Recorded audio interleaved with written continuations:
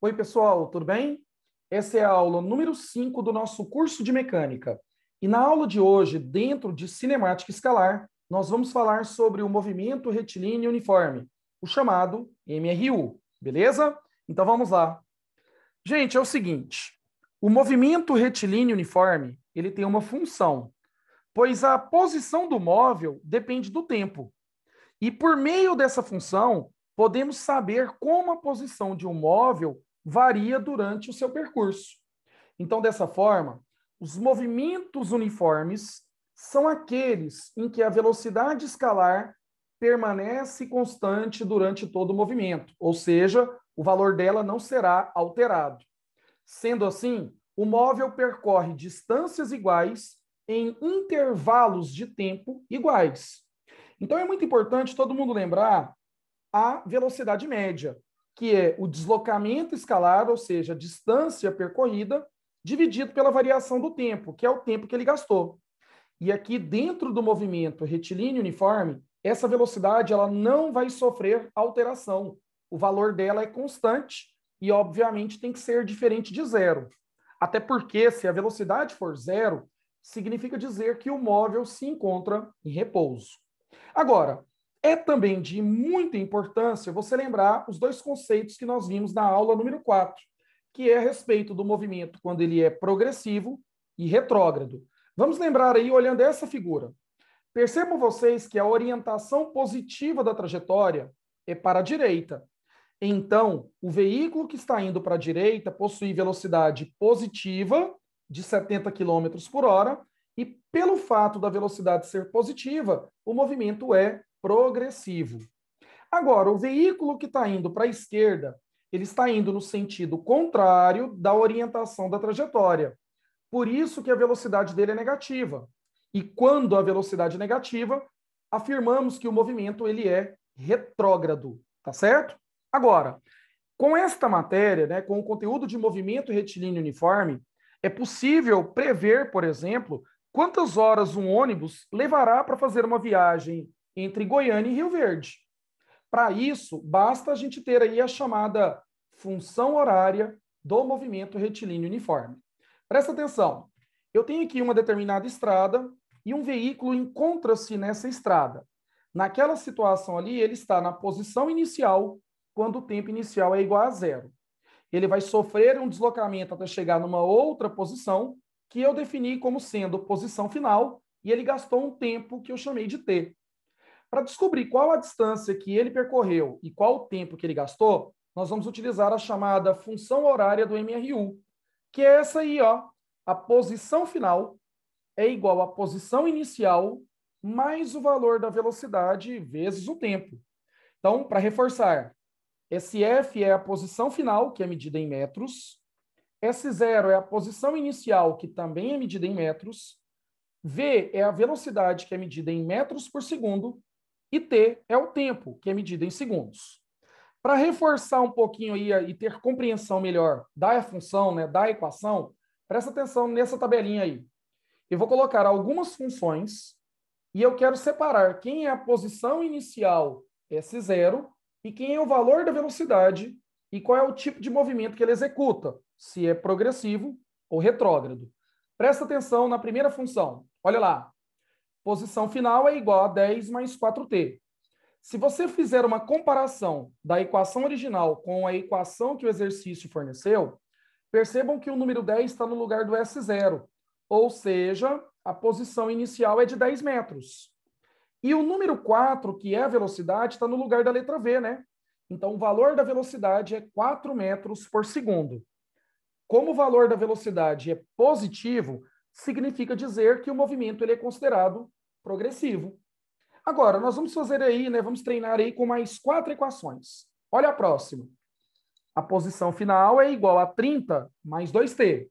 Significa dizer que a posição inicial vale 30, tá certo? Tá lá, ó. Posição inicial vale 30 e o valor da velocidade vale 2 metros por segundo. Como a velocidade é positiva, o movimento é progressivo. Olha a próxima função. Posição final é igual a 50 menos 7t. A posição inicial é 50. o valor da velocidade é menos 7 metros por segundo. Como a velocidade ela é negativa, o movimento já é chamado de retrógrado, tá certo? Olha a próxima função. Posição final é igual a 6 menos 1 vezes t. O número 6 está no lugar do S0, que é a posição inicial.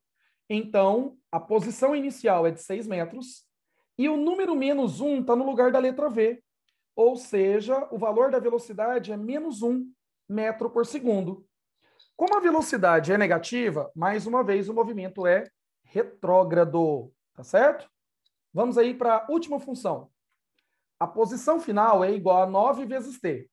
Se vocês perceberem, não tem aquele termo que estaria ali no lugar do S0. Então, significa dizer que a posição inicial ela é 0 metro. Já o valor do número 9 ele está no lugar da letra V, ou seja, a velocidade de 9 metros por segundo. E como ela é positiva, significa dizer que o movimento é progressivo, tá certo? Então, gente, para treinar um pouquinho aí mais da matéria, vamos fazer 2 exercícios. Acompanhe aí comigo. Olha o nosso primeiro exercício. É dada a função horária S é igual a 32 menos 8t para o tempo em horas e o espaço S em quilômetros, que descreve o movimento de um ponto material num determinado referencial.